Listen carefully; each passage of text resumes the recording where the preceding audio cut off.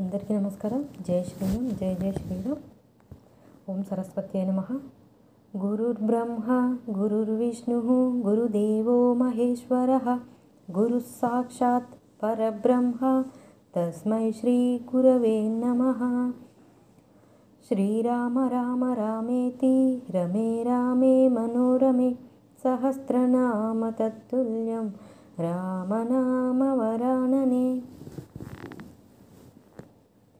మనం ముందు సర్గలో కైక దశరథ మహారాజును ప్రతిజ్ఞాబద్ధుని గావించి తన 2 వరములను కోరుట గురించి తెలుసుకున్నాము. రామాయణము అయోధ్యాకాండము 12వ సర్గము. శ్రీరాముని వనములకు పంపిడి విషయమున దశరథుడు మిగుల పరితపించుచు కైక ముందర తన ఆవేదనను ప్రకటించుట.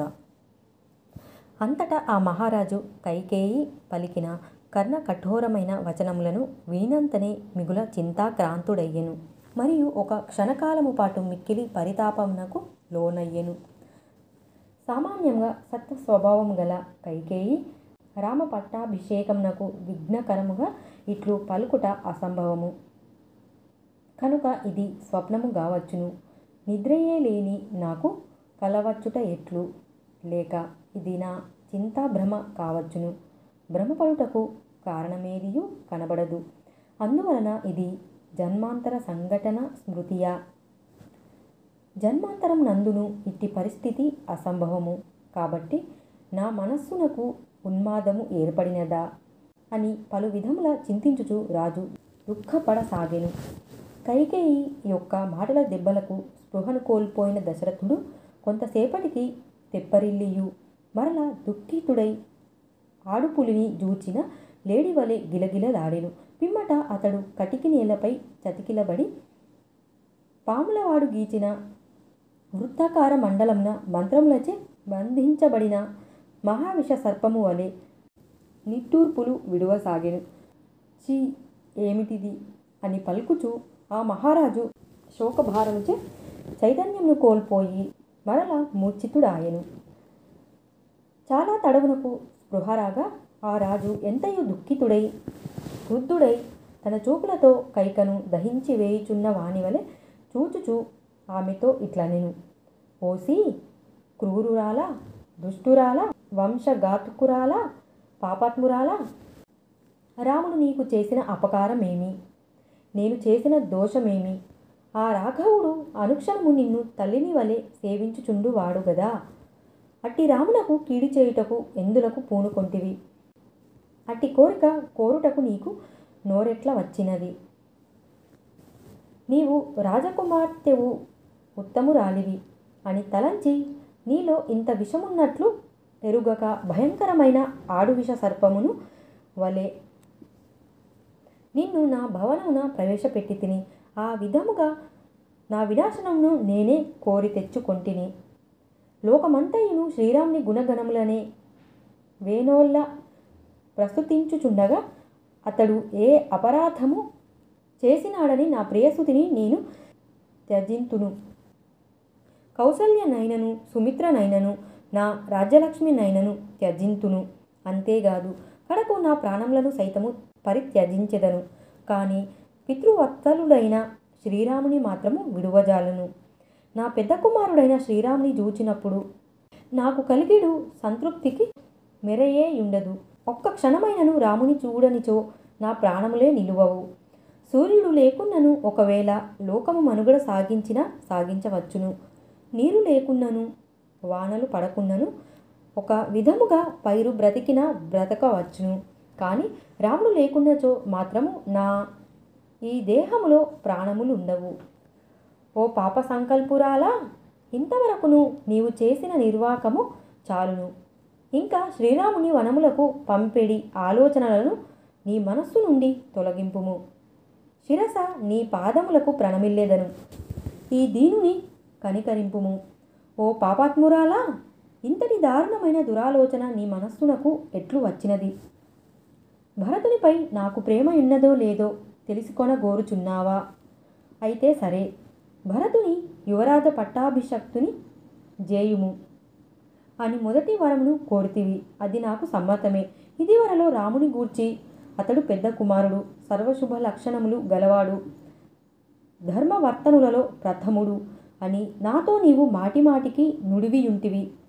ప్రియభాషినివైన నీవు నా తృప్తి కొరకై అట్లు చెప్పియుండవచ్చును, లేక నీకు రాముడు నర్చిన సేవలను బట్టి నీవు ఆ విధముగా నుడివియుండవచ్చును.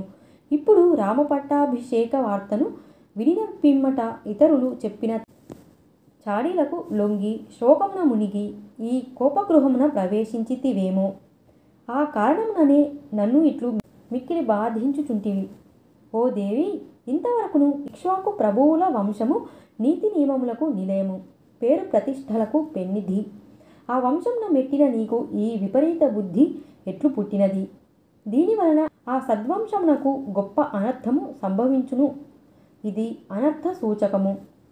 ఓ విశాలాక్షి, ఇంతవరకును ఎన్నడూను నీవు నాకు హితము కాని పనిని చేసి ఉండలేదు, అప్రియ వచనములను పలికి ఉండలేదు. కనుక నీవు పలికిన ఈ మాటలను నేను విశ్వసించుట లేదు. నన్ను పరీక్షించుటకై తలుచున్నావో ఏమో. కపట మెరుగని కైకేయి, బుద్ధిమంతులైన భరతుడు, శ్రీరాముడు ఇద్దరును నాకు సమానులే అని పెక్కు సందర్భములలో కథలుగా ప్రేమతో నీవు నాతో నుడువుచుండేడి దానవు గదా. ఓ దేవి, ధర్మాత్ముడును యశస్వియు అయిన శ్రీరాముడు 14 సంవత్సరముల కాలము వనములలో నివసించుట నీకు ఎట్లు రుచించుచున్నది? ఈ అకృత్యమునకు ఎట్లు పాల్పడుచుంటివి? అధర్మ కార్యము చేయుటకు భయపడు నీ స్వభావము ఏమైనది? తాకినంతనే కందిపోయేడి శరీర సౌకుమార్యము గలవాడును, చెక్కు చెదరని ధర్మబుద్ధి గలవాడును అయిన శ్రీరాముడు మిక్కిలి భయంకరమైన అడవులలో నివసింపవలెనని నీవు ఎట్లు అభిలషించుచున్నావు? అందమైన చూపులు గల ఓ దేవి, ఎల్లరకును ఆనందమును గూర్చేడి శ్రీరాముడు నిత్యము ప్రీతితో నిన్ను సేవించుచుండేడు వాడు గదా. అట్టి నయనాభిరాముని దూరముగా పంపివేయుటకు నీ మనస్సు ఎట్లు అంగీకరించుచున్నది? సర్వతా భరతుని కంటేను రాముడే నీకు సపర్యలు చేయుచుండుట నేను గమనించి తిని, కానీ శ్రీరాముని కంటేను అధికముగా భరతుడు నిన్ను సేవించుచుండుట యథార్థముగా నేను చూడనే లేదు.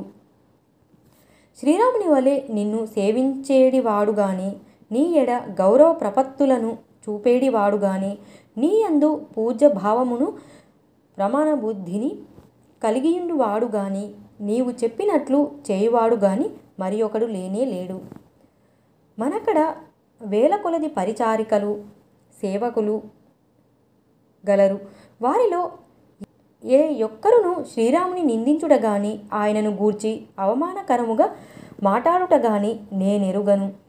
అనగా శ్రీరాముడు ఎల్లరకును గౌరవార్హుడు. ఇక ఏ కారణముచే నేనతనిని అడవులకు పంపవలెను? నరోత్తముడైన శ్రీరాముడు నిర్మలమైన మనస్సుతో సమస్త ప్రాణులను ఆనందింపజేయుచుండును. దేశ ప్రజలందరినీ అక్కున చేర్చుకొనుచు వారి అభీష్టములను తీర్చుచుండును. రఘువంశ సంజాతుడైన శ్రీరాముడు సత్యవచనుడు.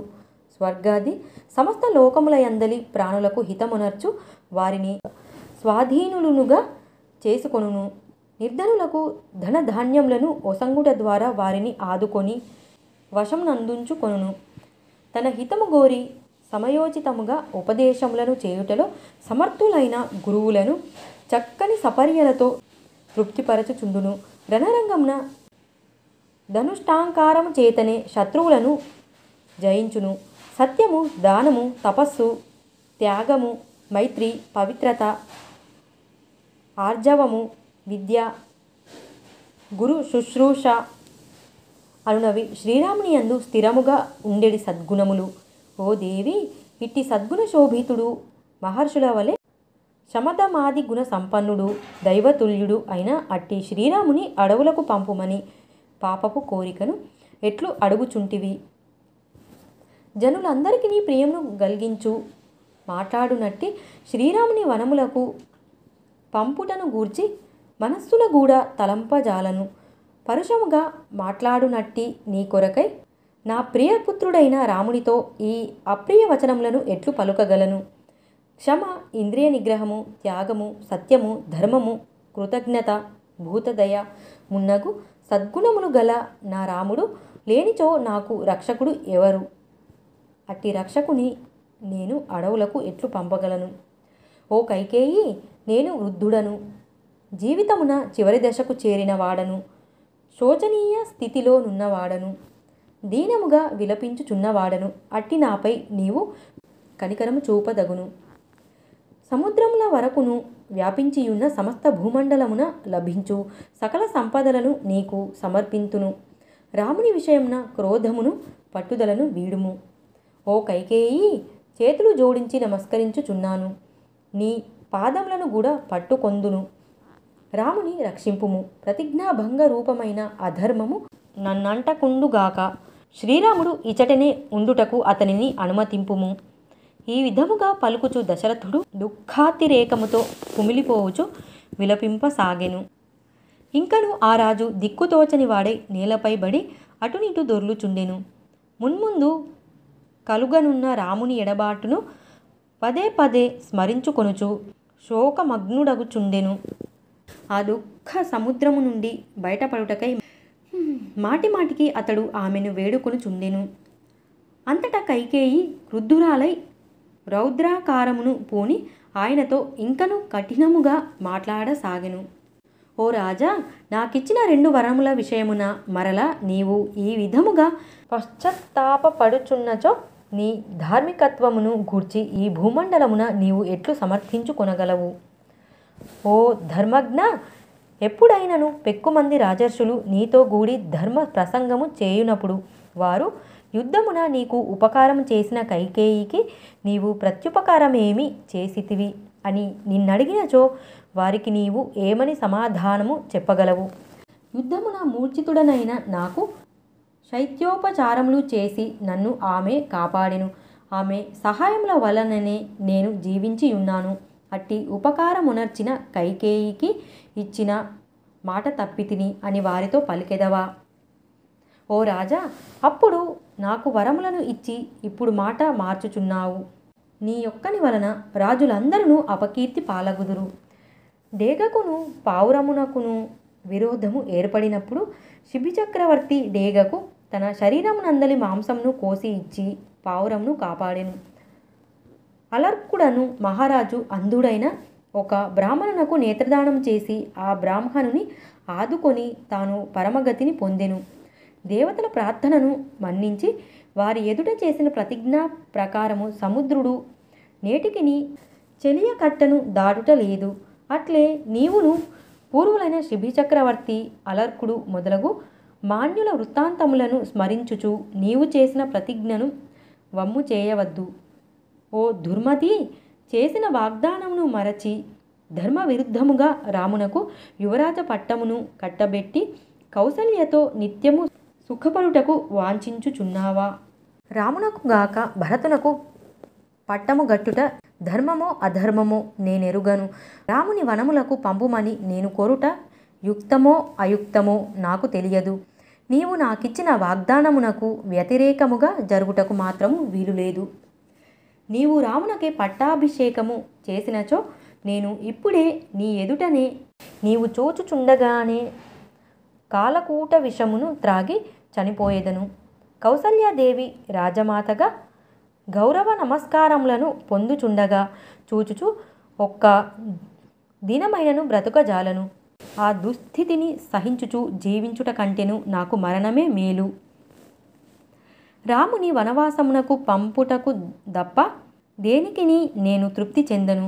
ఈ మాటలను భరతుని మీదను నా మీదను ఒట్టు పెట్టుకొని చెప్పుచున్నాను.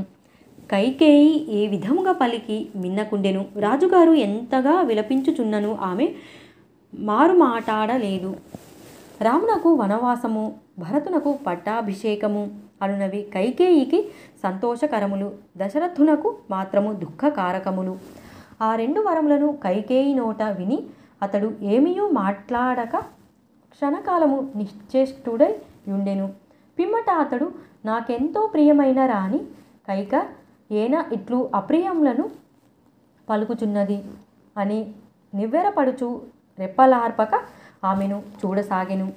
వజ్రముల వలె కఠినాతి కఠినములైనవియు హృదయ విదారకములైనవియు దుఃఖకారకములు శోకభూయిష్టములు అయినవియు అగు ఆ కర్ణ కఠోర వచనములను వినుటతో రాజునకు సుఖశాంతులు కరవయ్యెను. రాణియునర్చిన ఘోరమైన కుటిల ప్రయత్న ప్రభావమున తాను చేసిన ప్రతిజ్ఞను కైక బెదిరింపును తలంచుకొనుచు చేయునది లేక రాజు పదే పదే రామా రామా అని నిట్టూర్చుచు మొదలు నరికిన చెట్టు వలె నేల కొదిగెను. అంతటా ఆ రాజు ఉన్మత్తుని వలె వికల మనస్కుడాయెను. సన్నిపాత రోగి వలె విపరీత ప్రకృతి గలవాడయ్యెను. మంత్రబద్ధమైన సర్పము వలె నిశ్చేష్టుడాయెను. పిమ్మట దశరథుడు కైకతో దీనముగా ఇట్లు నుడివెను. ఓ కైక, నీకు ఈ విషయములు పైపైన ప్రయోజకరములుగా అనిపించుచున్నను వాస్తవముగా ఇవి వినాశకారకములు. ఈ దుర్బోధలను నీకు ఎవరు నూరిపోసిరి? నీవు పిశాచము పట్టిన దానివలే నాతో మాట్లాడుచుంటివి. నీకు సిగ్గులేదా?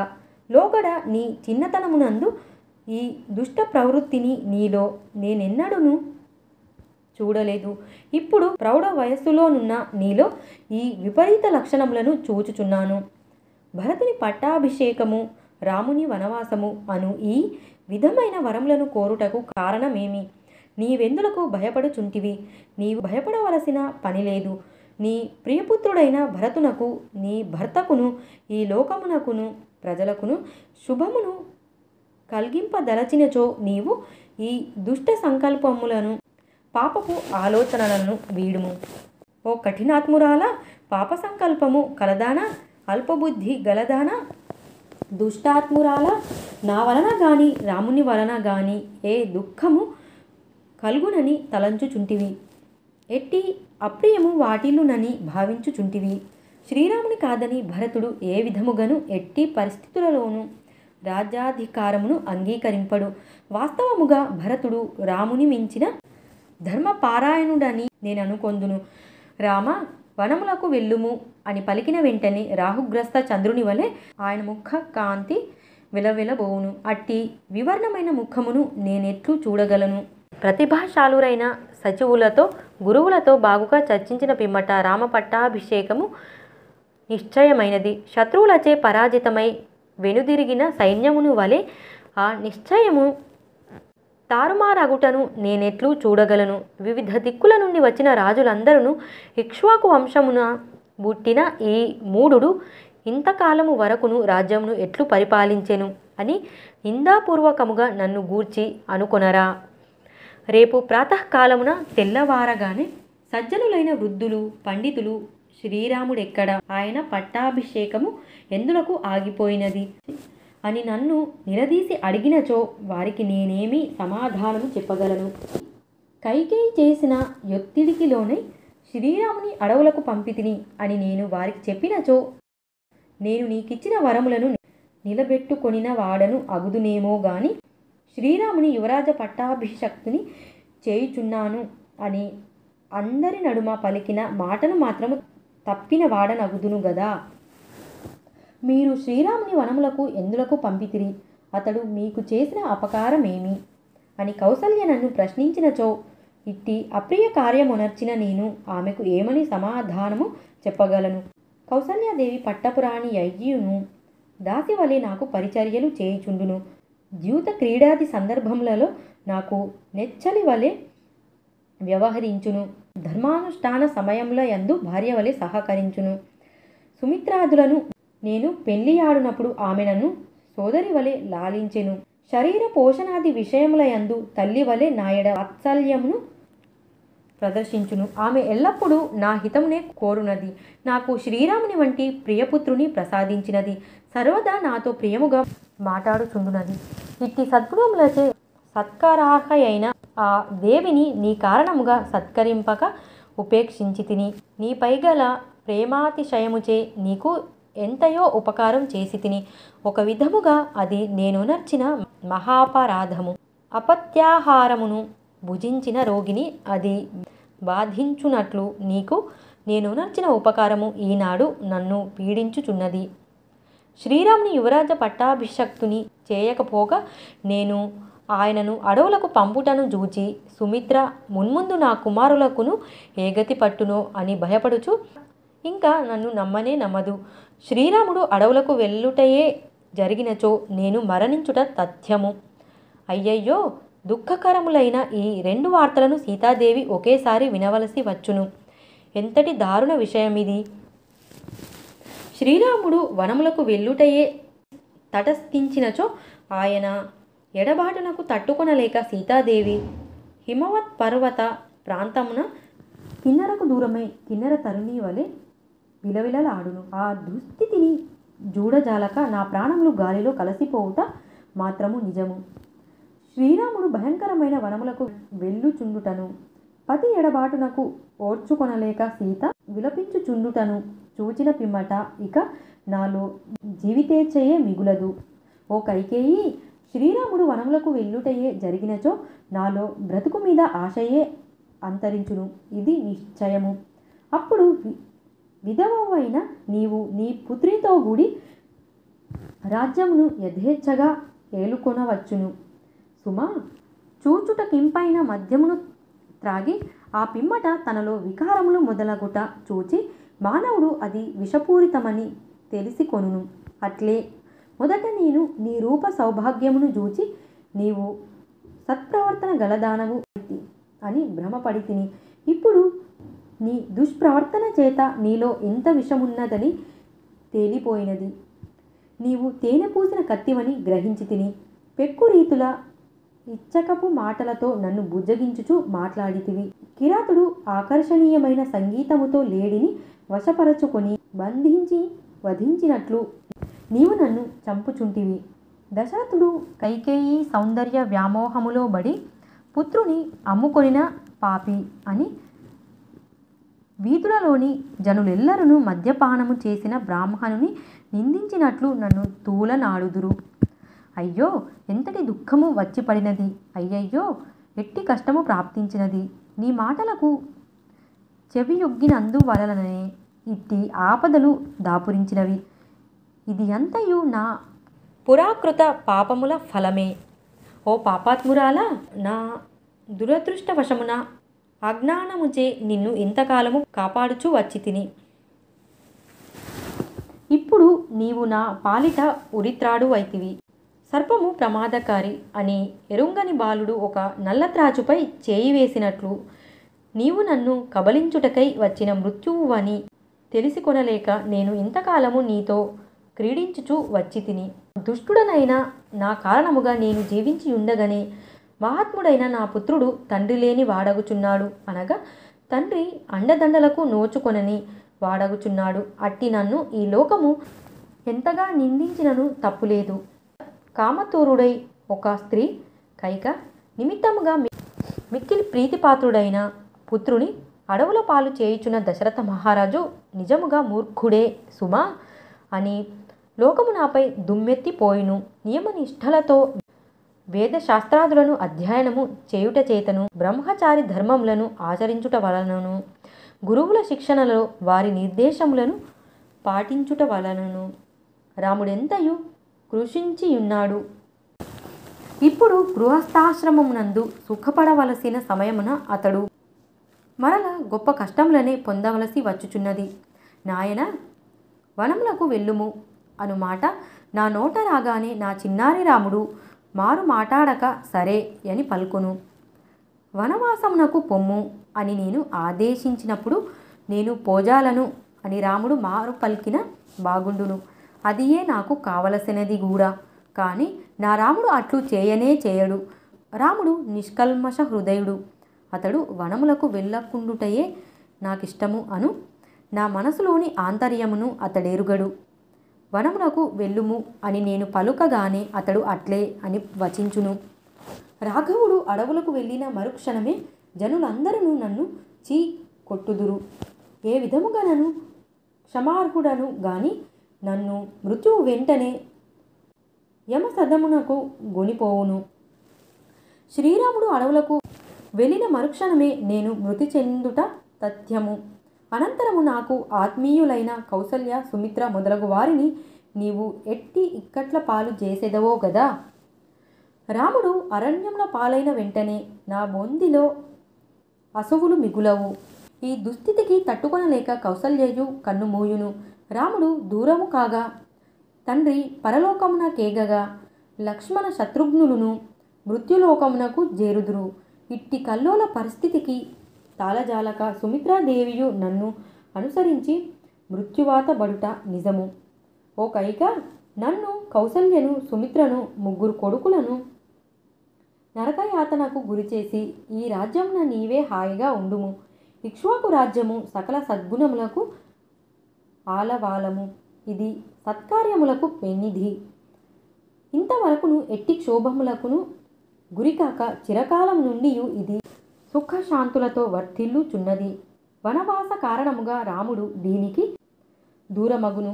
నన్ను మృత్యువు కబలించుట వలన రాజ్యమునకు నాతో సంబంధము తెగిపోవును. ఇక నీ మూలముగా ఇది అల్లకల్లోలమగును. ఈ పుణ్యమంతయు నీకే దక్కును. ఇట్టి రాజ్యమును ఇంకా నీవే ఏలుకొనుము. రాముని వనవాసము నిజముగా భరతునకు కూడా ప్రియమే యగుచో నేను మరణించిన పిమ్మట నా ఉత్తర క్రియలను అతడు చేయరాదు. దుష్టురాలవైన ఓ కైకేయి, పురుష శ్రేష్ఠుడైన శ్రీరాముడు అడవులకు వెళ్ళిన వెంటనే నన్ను మృత్యువు కబలించును. అప్పుడు నీ కోరిక నెరవేరును, నీ పగ తీరును, మనసు చల్లబడును. విధవవైన నీవు నీ పుత్రునితో కూడి ఈ రాజ్యమును ఏలుకొందువుగాక. ఓ కైకేయి, నీవు రాజపుత్రివైన కారణముగా నా భవనమున నివసించితివి. లోకమున పాపాత్ములకు సర్వజన సమక్షమున అవమానం కలుగునట్లు నీ కారణముగా నాకు నలుగురిలో అంతులేని అపకీర్తి, తీరని పరాభవము తప్పవు. ప్రభువై ఎల్లప్పుడూ రథముల పైనను గజముల మీదను అశ్వముల పైనను సంచరింపవలసిన నా ముద్దుల పట్టి అయిన శ్రీరాముడు మహారణ్యంన కాలినడకతో ఎట్లు సంచరించగలడు? మహారాజా కుమారుడైన శ్రీరామునకు భోజన సమయం నందు కుండలములను ధరించిన వంటవారు అహమహమికతో ఒకరితో మరి ఒకరు పోటీ పడుచు ఆయురారోగ్యములకు అనువైన పుష్టికరమైన ప్రశస్తమైన అన్నపానములను సిద్ధపరచుచుందురు. ఇచ్చట షడ్రసోపేతముగా భోజనము చేయు నా తనయుడు వగరు, చేదు, కారము రుచులతో కూడిన వన్యాహారములను స్వీకరించుచు ఎట్లు జీవించగలడు? రాముడు అమూల్యములైన మేలి వస్త్రములను ధరించుచు ఎల్లప్పుడూ సుఖముగా చక్కని ఆస్తరములపై హాయిగా నుండెడి వాడు. అతడు కాషాయాంబరములను ధరించుచు అరణ్యములో నేలపై ఎట్లు పరుండగలడు? రాముని అరణ్యములకు పంపవలెననియు భరతుని పట్టాభిషక్తుని జేయవలెననియు ఈ విధముగా దారుణ విషయములను నీకు ఎవరు తలకెక్కించిరి? ఛీ, స్త్రీలందరూ కపటబుద్ధితో హాని గూర్చువారే. వారు ఎల్లప్పుడూ పూర్తిగా స్వార్థపారాయణలే అని లోకంలో ప్రతీతి. అయితే స్త్రీలందరూ ఇట్టివారే అని నేననను. కౌసల్యాది శ్రేష్ఠ స్త్రీలకు ఇది వర్తించదు. కానీ భరతుని తల్లి అయిన కైక విషయంన మాత్రము ఇది 100% నిజము. ఓ క్రూరురాలా, నీ స్వప్రయోజనము కొరకు ఇతరులకు హాని గూర్చుటకు నీవు ఎంతకైనను తెగింతువు. నన్ను తప్పింపజేయుటకే నీవు ఈ ఇంట కాలు మోపితివి. ఎల్లప్పుడూ నీ హితమునే గోరు రాముని వలన గాని నా వలన గాని నీకు ఎట్టి ప్రమాదము కలుగునని శంకించుచున్నావు. శ్రీరాముడు ఆపదల పాలగుట చూచి ఆయనపై భక్తి శ్రద్ధలు గలవారు అందరూ ఆయన వెంట వనములకు బయలుదేరుదురు. తండ్రులు తాము ఎంతగానో ప్రేమించుచున్న కుమారులను సైతము అట్లే భార్యలు భర్తలను కూడా త్యజించి వెళ్ళుటకును వెనుకాడరు. అంతేకాదు, ఈ చరాచర జగత్తు అంతయును విపరీత పరిణామములకు లోనగును. నా స్వభావము లోక సాధారణ స్థితికి భిన్నమైనది. నేనైతే సహజ సుందరుడు, చంద్రబింబము వంటి మోము గల నా రాముడు పట్టు వస్త్రములను ఆభరణములను ధరించి మదపు టేనుగు వలె గంభీరముగా నడచుచు వచ్చుచున్నట్లు ఊహలో దర్శించినను సంబరపడుదును. ఇంకా ప్రత్యక్షముగా చూచినచో నా ఆనందమునకు అవధులే ఉండవు. అప్పుడు నేను వృద్ధత్వమును మరచి యువకుడనై పోవుదును. సూర్యకాంతి లేకున్నను జనుల మనుగడ సాగుచునే యుండునేమో. ఇంద్రుడు వర్షములను కురిపింపకున్నను ప్రజలు జీవింతురేమో కానీ రాముడు వనములకు వెళ్ళుచుండగా చూచినచో ఏ ఒక్కడును జీవింపజాలడు. ఇక నా విషయము చెప్పనేలా. ఓసి, నీవు నా చావును కోరేడి దానవు, నాకు కీడునే తలపెట్టు దానవు. నీవు నా పాలిటి శత్రువువు, మృత్యుదేవతవు. అట్టి నిన్ను నా ఇంట వసింపజేసి తిని నా మోహ కారణముగా ఎంతకాలము నుండియు మహావిష సర్పము వంటి నిన్ను నా యొడిలో నుంచుకొంటిని. ఫలితముగా నేను చావును కొని తెచ్చుకొంటిని. భరతుడు రామలక్ష్మణులను నన్నును దూరం చేసుకొని బంధువులందరినీ హతమునర్చి ఈ అయోధ్య నగరమును కోసల దేశమును నీతో కూడి హాయిగా ఏలుకొనుగాక.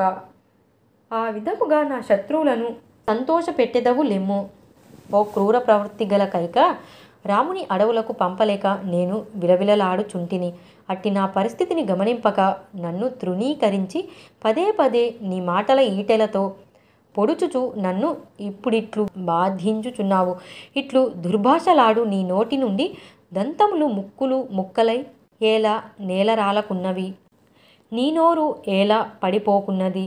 శ్రీరాముడు ఎవరి తోడను అహితములైన అప్రియములైన వచనములను పలుకడు.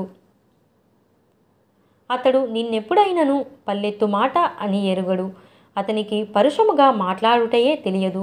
అతడు సద్గుణముల గని, ఎల్లప్పుడూ అందరికిని ప్రియమును గూర్చుచు పలుకుచుండువాడు. అతన్ని అందరూ గౌరవించుచుందురు. అట్టి రామునిపై దోషారోపణ ఎట్లు చేయగలుగుచున్నావు?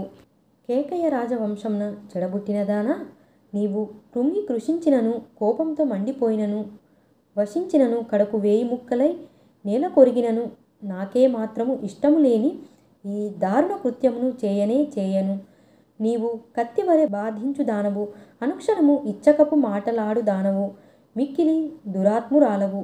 నీవు వంశమునకే కలంకమును తెచ్చడి దానవు, అందరి మనస్సులను నొప్పించు దానవు, నా హృదయమును పూర్తిగా దహించి వేయుచుంటివి.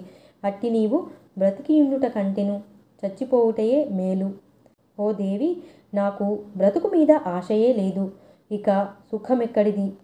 ఒకవేళ జీవించి యున్నను తనయుడు దూరమైనప్పుడు ఆనందము ఎట్లుండును? నీ కాళ్ళు పట్టుకొందును, నాకు కీడు తలపెట్టవద్దు, కనికరింపుము, ప్రసన్నురాలవు కమ్ము. భర్తపై ఏమాత్రము గౌరవము లేని కైకకు వశుడైన ఆ మహారాజు దిక్కులేని వానివలె విలపింపసాగెను.